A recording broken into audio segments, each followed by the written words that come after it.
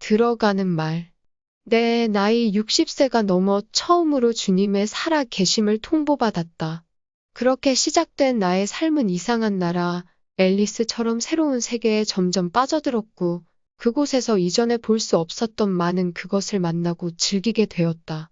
목수 일을 하던 나에게 주님은 찾아왔고, 술로써 세상을 즐기던 고상한 취미는 떠나가고 새로운 세상을 탐닉하는 재미에 빠져 늘 새로운 포도주 향기 같은 주님의 말씀을 붙잡고 살게 해주셨다. 어느 날 주님은 그 무언가를 나에게 명령하셨다. 처음에는 그 명령을 너무 순하게 말씀하셨는데 나는 그것을 잘 알 수 없었다. 원고 작업을 해야 하는 것은 맞지만 제목이 정해지질 않아서 고민하고 있었는데 어느 날 깊은 감동으로 본 제목을 제시해 주었다. 중요한 임무라는 것을 깨닫게 되었다.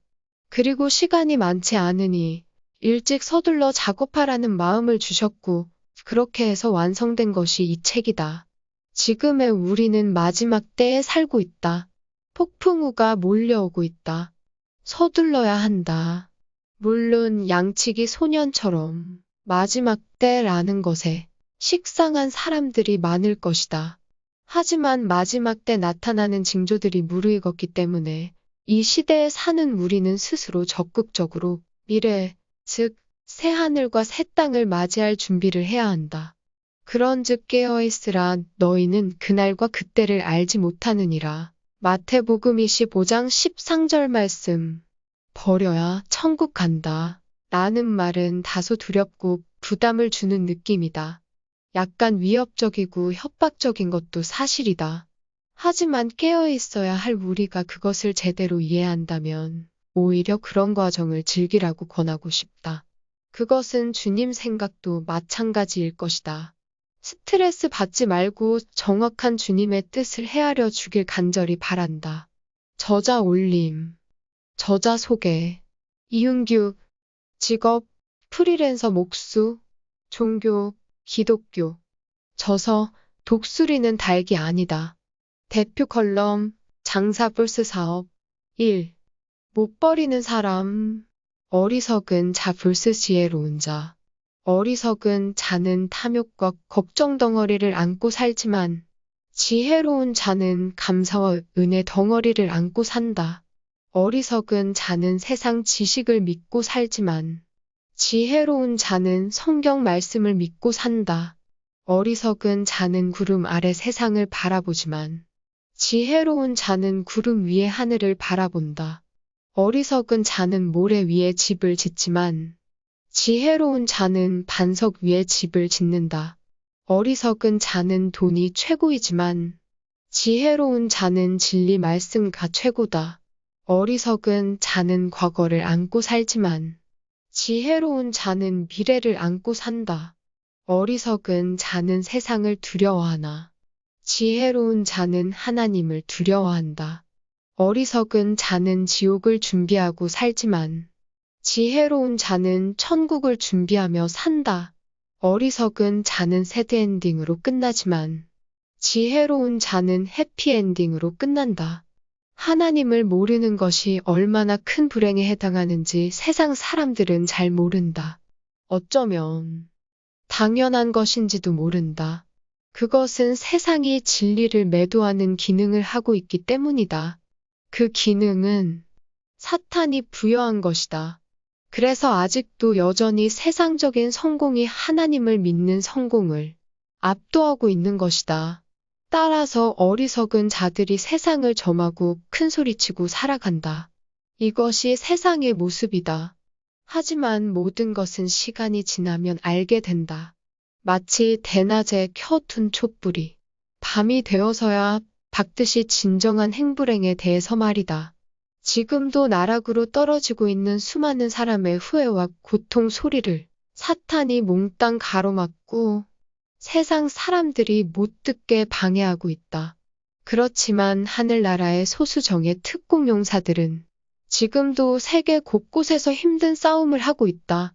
그리고 반드시 하늘나라의 승리로 끝나게 될 것이다.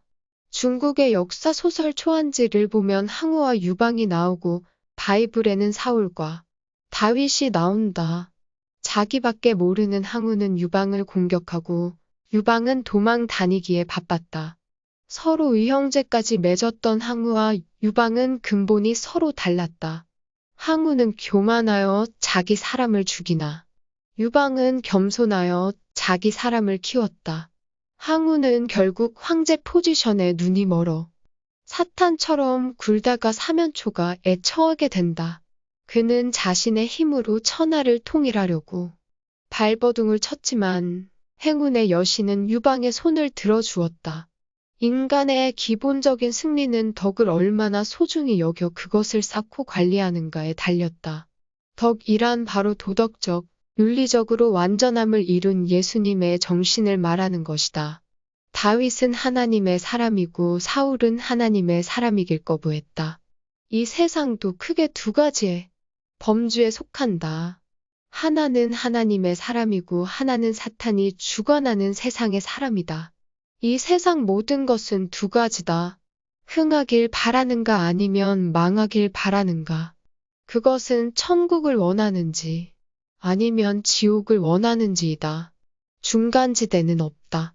나는 세상 사람들과 흥정하고자 하는 것이 아니다. 세상에는 공짜가 없다는 것을 말해주고 싶다. 돈 많으면 좋은 것, 골프를 하고 놀러 다니고, 돈 자랑하고, 자식 자랑하고, 시집 가고 장가 가고 알짜배기 정보 얻어 부동산 투자로, 주식 투자로 돈 걱정 없이 내 세상이 되었구나. 여전히 가난하고 어린 가장들은 넘쳐나고 세상은 타락할 대로 타락한 세상. 하루빨리 거짓, 가짜 세상에서 허탄한 것들을 잡고 갈 때까지 가는 그것이 아니라 정신을 차려야 한다. 진리를 찾아서 목숨을 걸어야 산다. 향락, 음란 최대의 타락한 도시 폼페이의 최후의 날을 기억하는가? 대한민국은 어떤가? 우리들의 의지와 상관없이 갑자기 그날이 온다. 지혜로운 자는 진리를 찾고 미래를 준비하고 죽음도 준비한다. 부디 하나님을 알기를 바란다.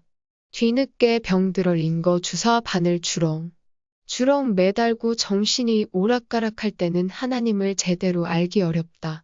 조금이라도 젊을 때 하나님을 만날 준비를 해야 한다. 누구나 죽은 후에는 반드시 심판을 받는다. 이것이 핵심이다. 대부분 사람들이 노후를 걱정한다. 얼마를 가지면 노후를 보낼 수 있을까? 아니, 좀 더 편안하고 안전하고 안정적으로 보낼 수 있을까?